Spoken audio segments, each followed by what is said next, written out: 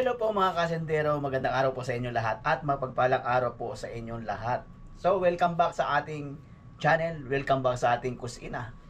At eto nga, nandito tayo sa kusina at magluluto na naman tayo.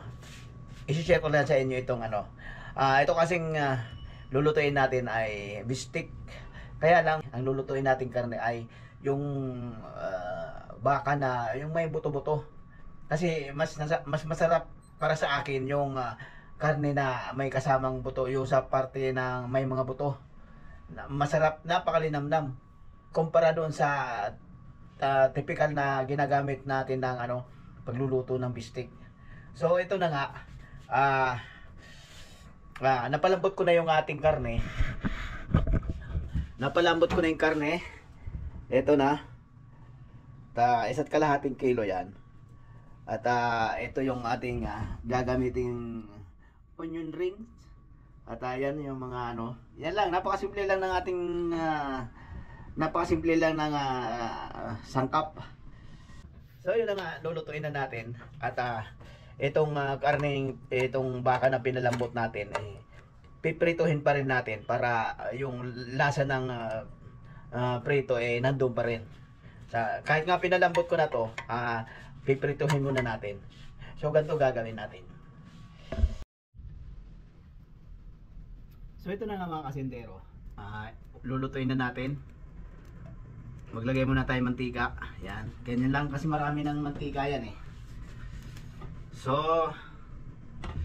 hintayin muna natin uminit. So ito na nga mga kasindero, mainit na yung mantika. Prito lang natin yung Ayan.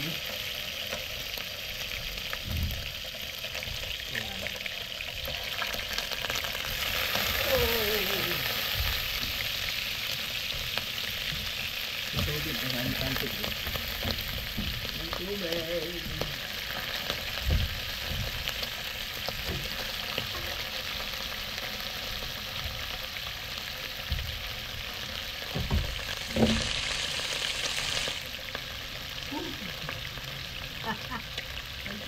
Natatagyan ba ang camera natin? Wala.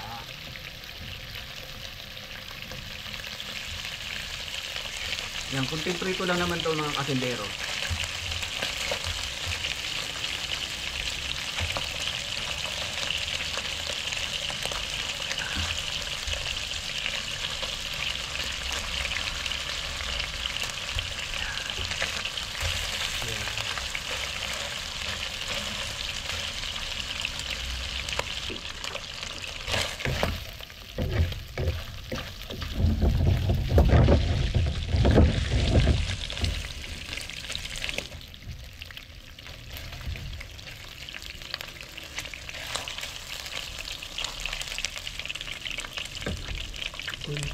Ba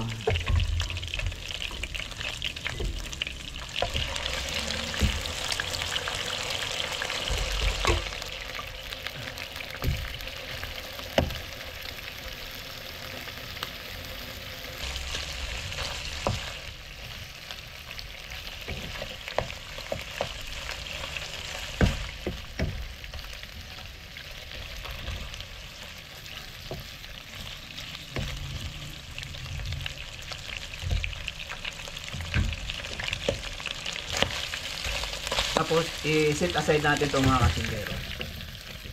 Set aside natin dahil magigisa tayo ng bawang at sibuyas.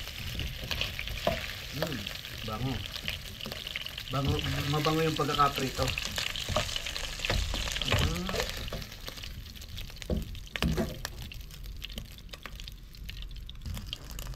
At so igigisa na natin yung mga bawang.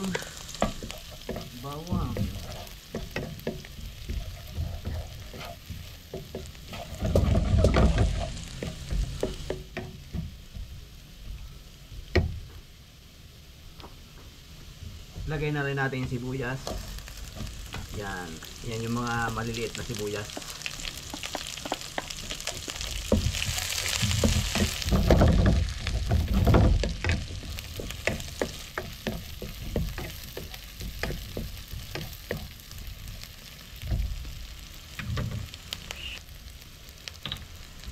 Pagkatapos lagyan na natin ng tuyo.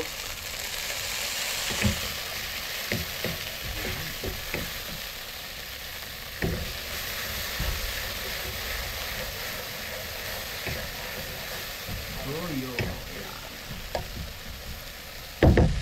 Tapos ilagay natin yung pinaglagaan kasi nandiyan yung lasa niya.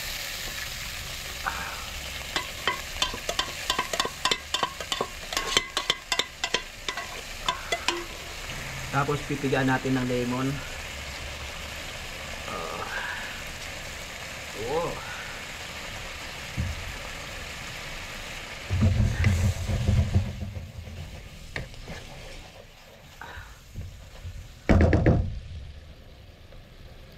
Wow, bango.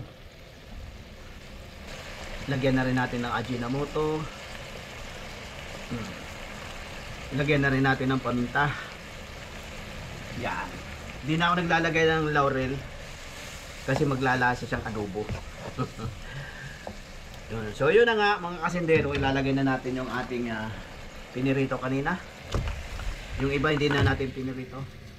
Okay lang yan.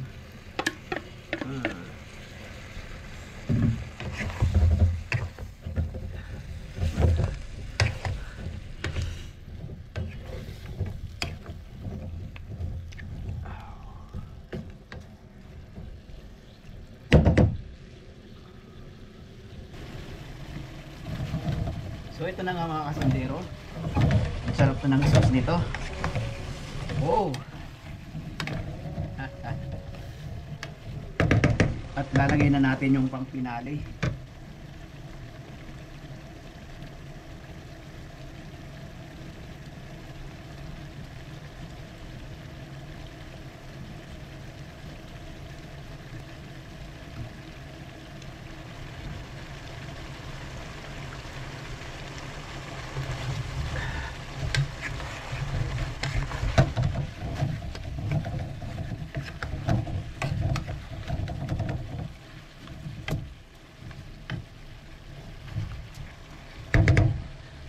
So yan ang mga kasindero, luto na yan at kakain na tayo.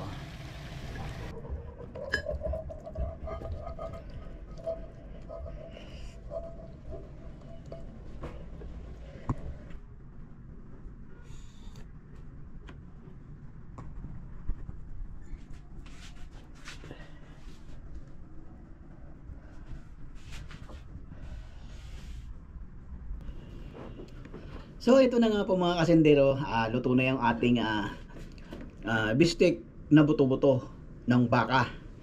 So ito masarap kasi para sa akin yung itong karne na to, yung may mga buto-buto. Kaya trinay kong ilagyan natin ng sibuyas na hilaw yan. Yung sibuyas natin medyo hilaw pa yan. Yung masarap yan So titikman na nga natin mga kasindero. Ang lambot ng karne. Tikman natin.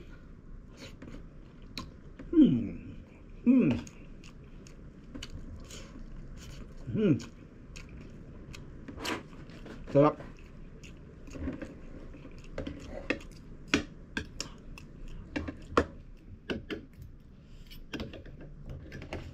Sarap.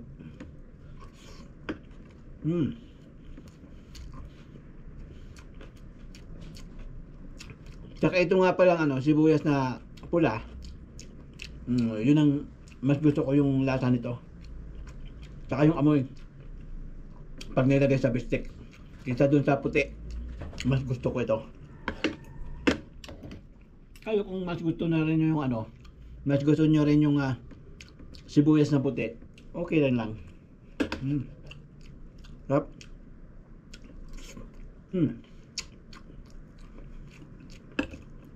Lambot ng karne.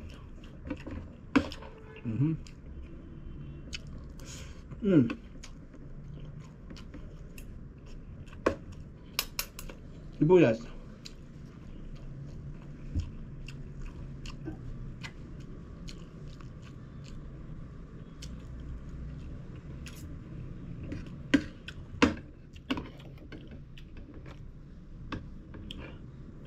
Sarap. Mapaparami na naman ang kain ko.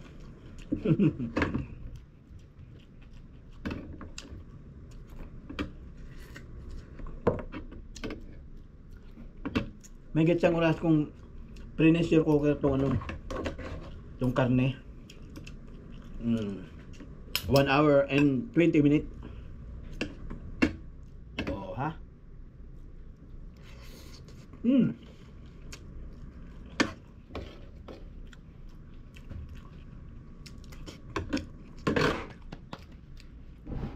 Napakasimple lang ng sangkap. Pero napakasarap.